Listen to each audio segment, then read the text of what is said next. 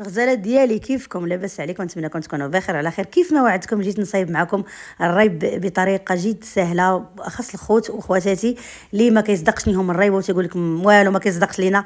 ان شاء الله بهذه الطريقه غادي يصدق لكم. وهذا الريب راه ديجا شاركت معكم العام اللي فات اللي كان دار ضجه.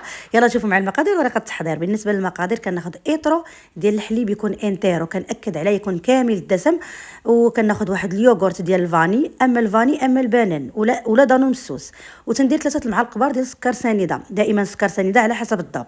كناخذ ايطرو كامل كنسخنو مزيان، ما كيفيضش يعني ما كنخليوش يفيض، غير كنسخنو حتى كيدير هاد الفراره. من بعد كنبدا نحيد بحال هكا هاد الفراره بالمعلقه وتنزيد سكر سنيده وكنخلط يعني باش هذاك السكر سنيده يذوب ليا في الحليب وهو سخون. من بعد البنات يعني الا بغيت نساعدو باش يدفى شويه كنحاول نبدلو في شي طاسه اخرى ولا نخليه غير تما. المهم انا حاولت نخوي في هذه البلاصه ونحيد، وكتبقى تحيدنا ديك الفراره باش هذاك الريب ديالنا كيجي نقي.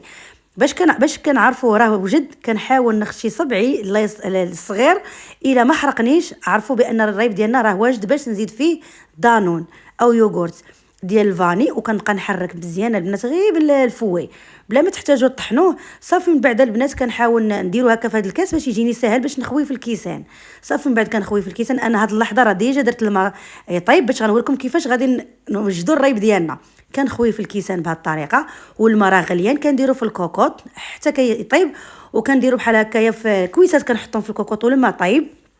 ومن بعد كنسد الكوكوط مزيان، ما كنطيبوش الكوكوط، كنديروه في الماء وكنسدو عليه وكنديروا ليه الصفاره. ديك الساعه ما تنطيبوش، ها قلت حتى نعلم فيكم كنغطيه بمينطه ونخليه حتى الصباح. بالنسبه للطريقه الثانيه البنات كندير الفران، شي مره كنشعل الفران ملي كنكون دايره كميه كبيره كنشعل الفران حتى كيسخن ليا، ومن بعد كنطفيه وعاد كندخل الريب ديالي وكنغطيه بمينطه. كنتمنىكم تكونوا استفدتوا. هانتوما كيفاش ما كتشوفوا الريب كيجي خطير، راه ايف ما كنخرجوا باقي ما كنديروش في الثلاجه تبارك الله كيجمد. المهم ولدي تا هو بغى يوريكم الريب كيفاش داير كيديروا مع السيرو. كنتمنىكم تبارطاجيو الفيديو. بسلام عليكم.